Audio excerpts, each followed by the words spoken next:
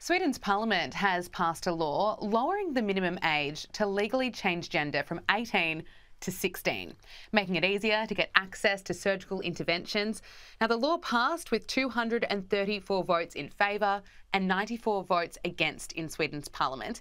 Well, let's cross to Europe now, and joining us is GB News presenter Darren Grimes, who's in England for us. Darren, thank you so much for joining us on Power Hour. I really want to get your thoughts on this issue because, in my opinion, I want every person on this planet to have equal rights, have access to the surgeries that they need. But 16, right here in Australia, you can't drive a car by yourself, you can't go out and buy alcohol. But if you're in Sweden, you're considered old enough to change your gender. I just worry it's too young. Darren, what's your take? Absolutely. I think you're absolutely spot on there. Look, I think it's extraordinary that the public polling in Sweden shows that the population have a better grasp of common sense than the political class. You know, this new change says actually that the diagnosis, this new law even says that the diagnosis of gender dysphoria, where a person might experience distress as a result of a mismatch between their biological sex and the gender they identify as, that won't actually be required any longer. So actually, you'll be able to walk in as a 16-year-old, Gabriella, and you'll be able to say, look, I'm 16, I know what I want. I mean, how many of us at 16 knew what we wanted? I had a tattoo when I was 16, Gabriella, right? And I spent a lot of my disposable income 10 years after being 16 having it removed. I was able to actually have those tattoos removed. How many kids will be able to reverse the surgical and medicinal intervention that they're able to access without the need of a formal diagnosis of gender dysphoria now? This is radical in the extreme. I just want to be able to say that we let kids grapple with the turmoil and tumult of puberty and growing up without actually allowing them to make these, I think, what could be quite catastrophic and what have been, in many cases, landmark cases that we've had in this country. And especially since the UK's independent report, the CAS review into all of this, found that actually you've got higher rates of autism in those declaring themselves trans. You've got higher rates of those who are struggling to accept themselves as LGB, lesbian, gay or bisexual. So in some cases, we're actually saying that you transition in order to get over being gay or with a significant autistic diagnosis. So we're transing away struggling gay and autistic children. I don't know about you. I believe in equality too, but I don't think this spells progress to me. Yeah, I think it's very concerning. 16 is far too young, I should say, and it's just these are adult decisions. To have the age lowered from 18 to 16, I just think is going backwards, and I'm quite concerned that it could be a slippery slope. Moving on, because there's so much to get through and so much is happening in Europe, a Conservative conference in Brussels has resumed after a court overturned the local mayor's order to shut it down. On Tuesday, Brussels police stormed the National Conservatism Conference to close down the event just as Nigel Farage took the stage. The Mayor of Brussels justified the order to ban the conference to guarantee public safety, adding, though, the far right is not welcome. Darren, so much to get through on this topic, but first of all, your reaction to the shutdown. It's absolutely extraordinary. You know, Brussels is clearly no longer a zone for free thought. It's actually Amir Kerr, the mayor in Brussels, had the audacity to actually send the police in to shut down the National Conservatives Conference. This was just a gathering of conservative intellectuals, of politicians, democratically elected, and of writers. What's so scary about those who use pen or speech or the ballot box? Why not challenge those ideas if you find them so morally reprehensible? Why do you have to automatically lurch to smearing people with the far right label, that bogeyman of the far right? Everything from Sky News Australia to Nigel Farage himself is far right. We're all far right. It's absolutely extraordinary. I find all of this the idea that they're preventing a public disturbance, well, actually, the police ought to be there protecting people and their democratic right to free assembly and freedom of speech, not in trying to curtail the rights of those who are there being totally, utterly peaceful. Would they do the same thing, Gabriella, I wonder, to a pro-Palestine march going through the streets shouting for intifada or calling for genocide of the Jews? I think not. I think they've got their priorities all wrong. And it just shows how these jumped up left-wing goons think that they're the arbiters of acceptable parameters of speech and debate in a democracy. And I find it absolutely baffling. And I find it really worrying, actually, that the Labour Party in this country, in Britain, actually came out and said, basically, well, they mocked the fact that Suella Braverman, our former Home Secretary, was there, and they basically suggested that it was a laudable thing for the police to be doing. I find that really quite troubling and, frankly, chilling. And I believe we have that clip. Let's take a listen now to Labor MPs mocking the shutdown. And, of course, a source close to the Right Honourable Member for Fareham, who couldn't be here today with us, Mr Deputy Speaker, because she's currently in Brussels, surrounded by the police who are trying to shut down the event she's attending with some far-right fanatics with whom she has much in common. She said that she is not a fan of the bill. Well, now she knows how the rest of us feel about the Right Honourable Member. Darren, you touched on this, but just expand as to why this concerns you. Look, I mean, they're dismissing Suella Braverman, was a former Home Secretary, rather, as far right, and gathering with the far right, and laughing about the fact that the police were there to cramp down on her right to express herself alongside Nigel Farage and Viktor Orban, who, of course, continues to win outright majorities in Hungary. It's just, he seems to be reveling in this shutdown, in giving us a chilling preview of what a Labour government might look like here in, if the polls are to be believed, wielding police power to actually silence voices of dissent, those that disagree with you. I think that's a sobering reminder of the looming threats to our speech and to our liberties over the next 5 years. And I'm so sick and tired of believing in border controls, of believing in biological sex, of believing that actually we've got a problem with rampant Islamists in our country. All of these things will see me dismissed and derided as being far right because they are lazy. They do not want to challenge the ideas because they know the court of public opinion simply isn't with them. So it's so much easier to just dismiss people and besmirch their name via this label. I find that frankly absurd, and as I say, I think it has a real chilling effect on speech and debate on so many issues.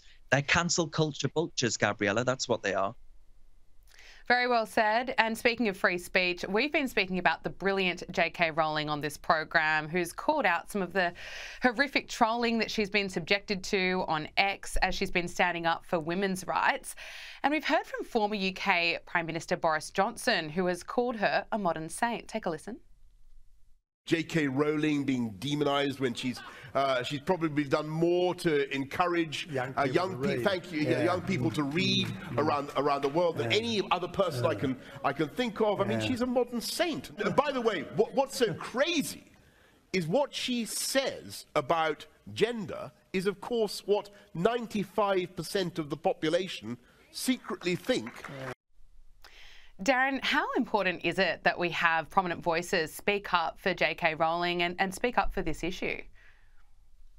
Oh, very important. And we need more. We need more people to find their minerals. We do. You know, we need to be more Australian on this issue, dare I say, right?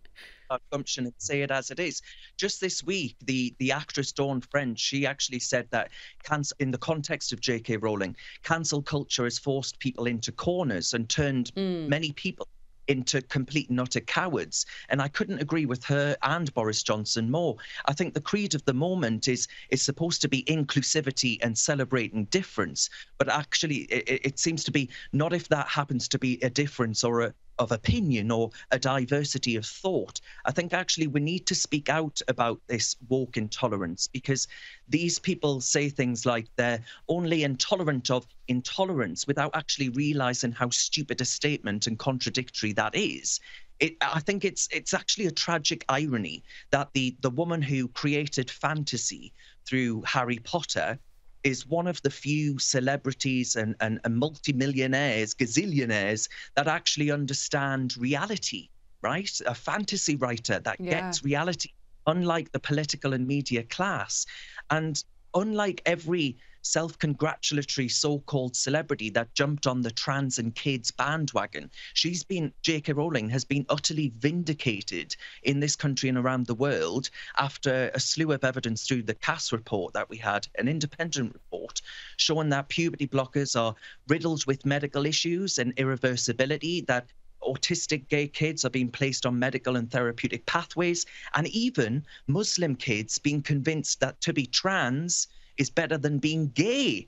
And they call this progress. I know who I stand with, and it's J.K. Rowling. Look, I stand with J.K. Rowling as well. And she's, of course, been criticising Scotland's new hate crime laws, and we are learning more details about those laws. This, of course, makes it an offence to stir up hatred on the grounds of age, disability, religion, sexual orientation, gender identity, but doesn't include the hatred for women. It's been revealed that taxpayer funds totalling nearly £400,000 were allocated for promoting these new laws. Now, the controversial campaign emphasised words could hurt feelings and encouraged people to report instances of hate to the police. Now, unsurprisingly, police in Scotland received 7,000 complaints in the first week of these new hate crime laws, but less than 4% turned out to be actual crimes. Darren, it's a lot of money. I want to get your thoughts, firstly, on the laws, but also, is it going to be a waste of time and a waste of money? Oh, my word, you better believe. Yes, absolutely. I mean, I already have deep reservations about the whole panoply of hate crime legislation. I think it's a way of making vexatious complaints about those that you disagree with politically. A good example would be in my part of the world, you know, we refer to people as pet.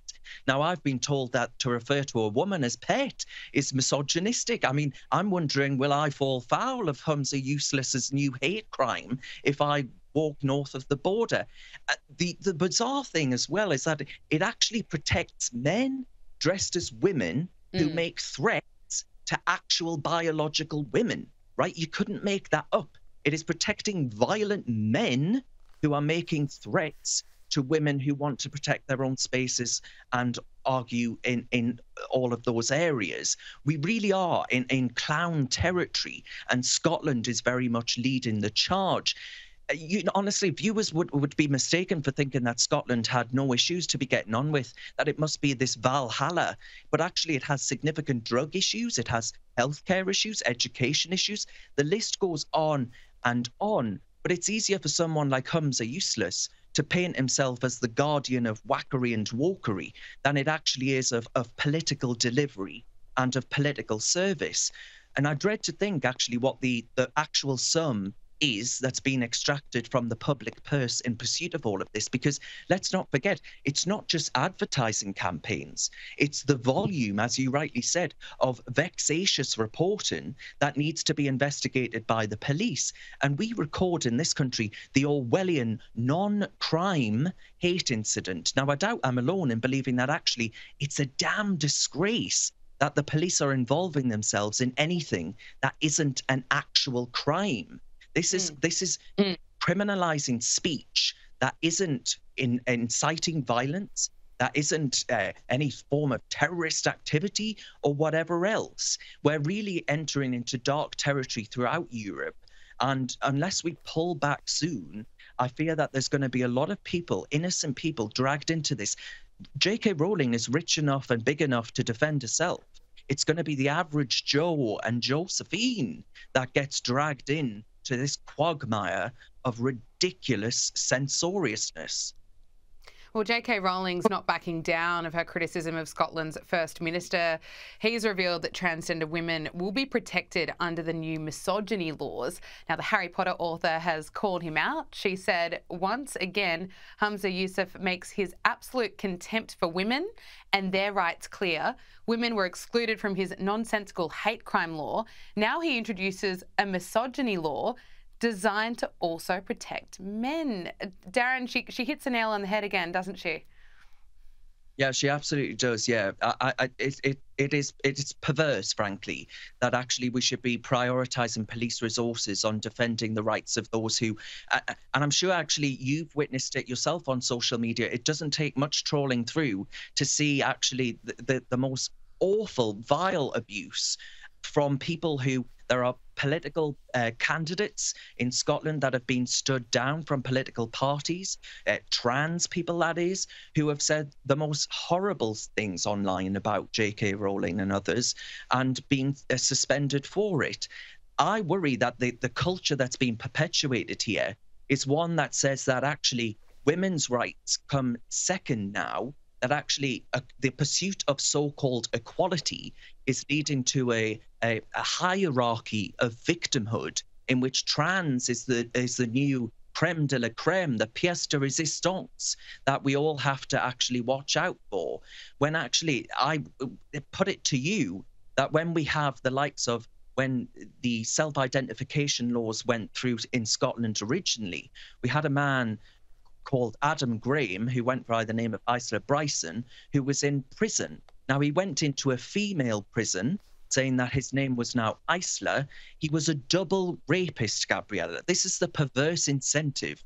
We are enabling some of society's most awful people through this legislation in the name of so-called progress and so-called kindness. I don't think there's anything kind about rolling back women's rights and protections.